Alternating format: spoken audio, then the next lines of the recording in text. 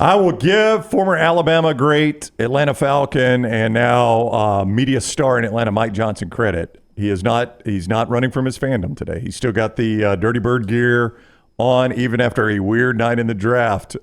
First of all, Mike, it's good to see you again. How are you?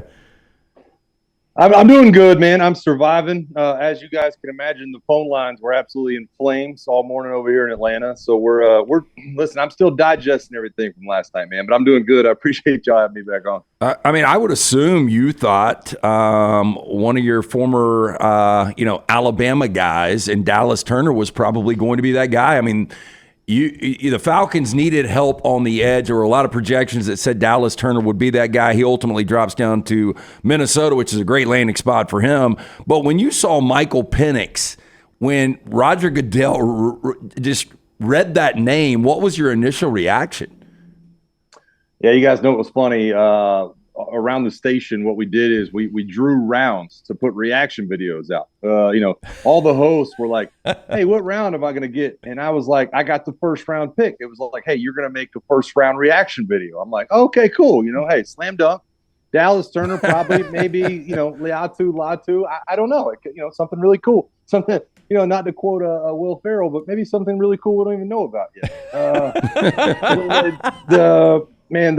The Penix pick comes out, and I tweeted the video out. I was dumbfounded. I mean, I was legitimately dumbfounded. Not in history have we seen a quarterback get paid in free agency and then have another quarterback drafted in the top 10. We've seen successors, right? We've seen guys that have come along and overtaken placeholders, but Penix at 8, when you really, honestly, I thought they were going to trade back. I'm like, you're in a good spot. There's a lot of people that need quarterbacks. You can trade with the Raiders, the Vikings, wherever it may be. And they didn't do that. So dumbfounded is the word I've been going with today, and just still a little bit shocked. I'm trying. Guys, I am a positive person, trying so hard to come around to this, but I still have so many questions that I'm trying to figure out. I think there is some positive to it, but you probably could have traded back, like you said, and still gotten Michael Penix, even if you wanted to take him at 10 or 11 or 13 or 14. But we've seen now, big picture here, success of, and Nick Saban talked about this on the broadcast, of guys coming in like, Favre had Rodgers had Love. There was a time Patrick Mahomes came in, he said. There is a scenario where for 2 years it's Cousins, guaranteed money's gone, and then it's Michael Penix Jr. Now he'll be 26. Nothing wrong with 26. I wish I was 26 again. He'd be an older starter, but there is history that this can work, right? I mean, they can work. It can, and I'm with you. I'm trying to wrap my head around that. I will say that the Packers draft Jordan Love coming off a 13-3 season. Guys, the Falcons haven't been in the playoffs in over 6 years. It's a different scenario. We had people call in this morning. I've been getting interaction on social saying a lot of the same things, and I get that. But this is a team with needs. This is a team who is about to have to pay A.J. Terrell. You have needs at corner. You lost guys in free agency. You didn't sign back Bud Dupree. You don't have a next level pass rusher. You're going to go into the year right now with Arnold Ebiketie, who got, 4 sacks last year, as your primary guy rushing the passer. You also lost Ryan Nielsen on defense as a defensive coordinator. That was unbelievable. That did a great job with that defense. You also don't have Calais Campbell. So that's my thing. It hasn't been a knock on Michael Penix or the succession plan. I think backup quarterbacks, guys, are more valuable than they've ever been in the NFL. So that case can be made as well.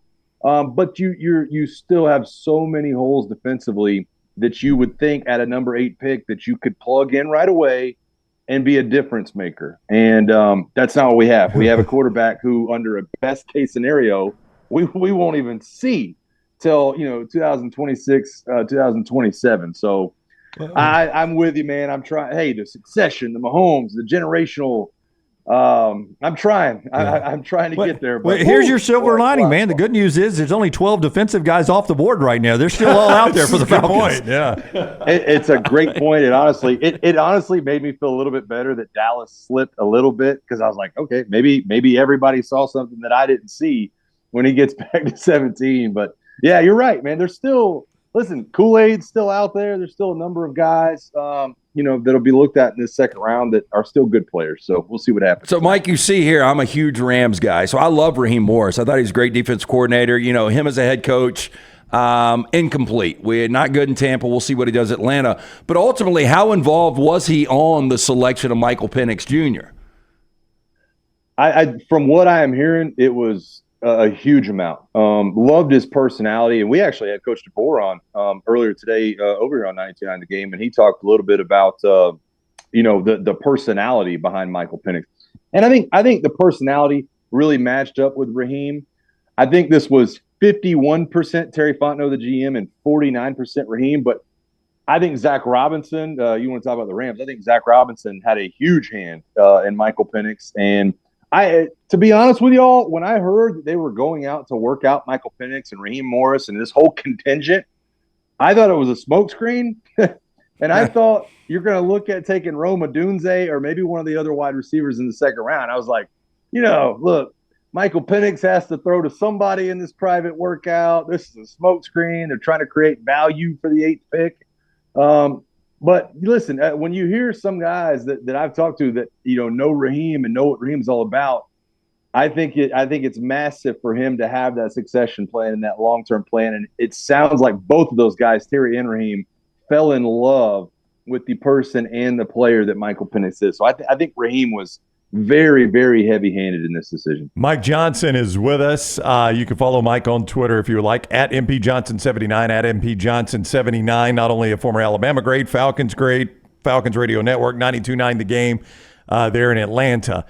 But let's put yourself back in that locker room and be a veteran again and know that Kirk Cousins I think you're probably the best team in that division with Kirk Cousins. So now you're in the playoffs, and you know what could be the difference in advancing in the playoffs and not is a good defensive player that you draft in the first round. If I'm a veteran in that locker room, Mike, how hard is it for me to wrap my arms around this and smile about it? Well, first of all, you talk about putting myself back in that locker room.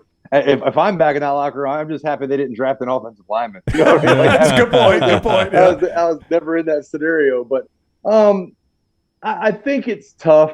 I think a lot of times when you're in those shoes, guys, you try your best to trust the people in charge. You trust the coaches. I think it's going to be harder to swallow for Kirk Cousins than any of the the actual vets on the team. And I think you got to remember, guys, this is a team that went 7-10. Honestly, it should have been flipped at 10-7. You should have beat the Bears down the stretch. You should have never lost to Carolina Panthers in December. You should have never lost to Josh Dobbs and the Vikings for the love. Will Levis making his first start for the Tennessee Titans beats you. Kyler Murray, his first start back off the IR beats you. But in a number of those games, one sack on the quarterback could have made all the difference. If you sack Josh Dobbs in the fourth quarter on a 3rd and long, the game's over with. If you sack Kyler Murray, the game's over with. Will Levis, a lot of the same things. I think that's the hardest part. You thought you were going to get help at edge. You thought you were going to get a surefire guy to help you and make those game-clinching sacks and plays, and you didn't get it. Now, on the flip side, if you do make those plays and Bud Dupree and Calais Campbell do wrap up, Arthur Smith's probably still in town, right? Desmond Ridder might still be here. So it's a double-edged sword. I think these guys in the locker room will do a good job, and the guys that we've heard from already, A.J. Terrell and some of those other guys, they're being excited. Kyle Pitts, they're excited. But I think everybody's still kind of scratching their head just a little bit and waiting to see how this all plays out. You know Nick Saban pretty well. He was fantastic on the TV set last night, talking NFL. When does he start getting the itch? He was talking so much ball last night. He's enjoyed playing golf. It has to be hard for him sitting there talking football and knowing that he's not still coaching. Yeah, you know what? I coached high school ball for a few years over here in Georgia, and I'll never forget one year we had Paul Johnson come in and talk to our staff and kind of game plan. And we were running a little bit of, kind of option, triple option stuff, the veer stuff that Paul Johnson's so good at. And I kind of asked Paul Johnson, I was like, how often do you do this? And he was literally like, any chance I get, I will come in. He was like, if y'all called me tomorrow and said, hey, coach, come back, we need to sit down for 10 hours, I would do it. And that's the vibe I got from Nick Saban last night. It was almost like he was itching to get back and talk a little ball. Like, I just picture him in my head, guys, just he's at the Malmore Athletic Facility, and he's kind of walking circles around the lobby just waiting on Kalen DeBoer to be like, hey, coach. And he's like, oh, what do you mean? I think, listen, it's the guy will forget more football than, thousands of people will ever know in his life. And I think when you get to that stage, you love to share it. But I think he's just a coach at heart, right? Even if that is coaching other coaches or coaching the fans on what they should look for, I think he's a coach at heart. I enjoyed the heck out of listening to him last night. I thought he was great. Me too. Former Alabama Falcons great Mike Johnson, 92.9 The Game, Falcons Radio Network's where you get him. Mike, thank you very much for the time. Good to see you. Have a great weekend. All right, guys. You have a good one, man. Thanks for having me. All right, buddy. Take care. Mike with us on the Johnston, RVCenter.com hotline.